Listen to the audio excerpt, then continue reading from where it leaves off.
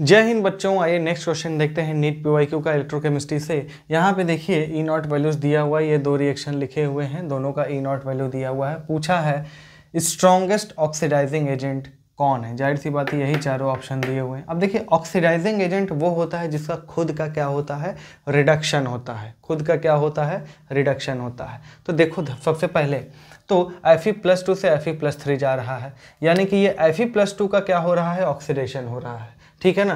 तो ये reducing agent की तरह काम करेगा। तो ये तो ऑप्शन से एकदम कट गया, यानी Fe+2 को तो हटा ही दो, ठीक है ना। Fe+2 को तो रेस से हटा दो क्योंकि रिड्यूसिंग एजेंट है।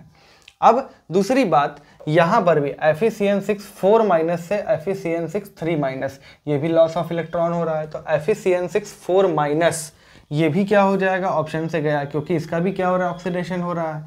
और हमको वो चाहिए जिसका रिडक्शन हो रहा हो। आई बात समझ में।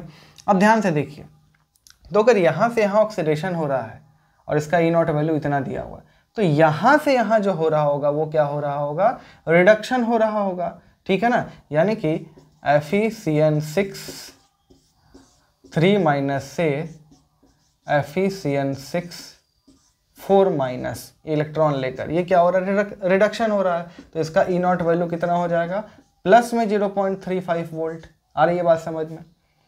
यानी कि ये ऑक्सीडाइजिंग एजेंट की तरह काम करेगा। और Fe+3 से हमको इसका भी क्या कराना है, रिडक्शन कराना है। तो Fe+3 से Fe+2 यानी उल्टा काम कर लेते हैं थोड़ा सा, ठीक। तो इसका भी ई नॉट कितना हो जाएगा, प्लस में 0.77 वोल्ट। अब ध्यान से देखो, इसका रिडक्शन पोटेंशियल इतना दिया हुआ है, इसका रिडक्शन पोटेंशियल इतना दिया हुआ है। तो कौन अच्छे से ज़्यादा रिड्यूस हो पा रहा है, ई नॉट वैल्यू किसकी ज़्यादा है, इसकी ज़्यादा है। तो Fe+3 और ये दोनों मतलब क्या हैं, ऑक्सीडाइजिंग एजेंट हैं, जिसमें से पावरफुल ऑक्सीडाइजिंग एजेंट कौन होगा, Fe+3 हो जाएगा। तो C option will be the correct option.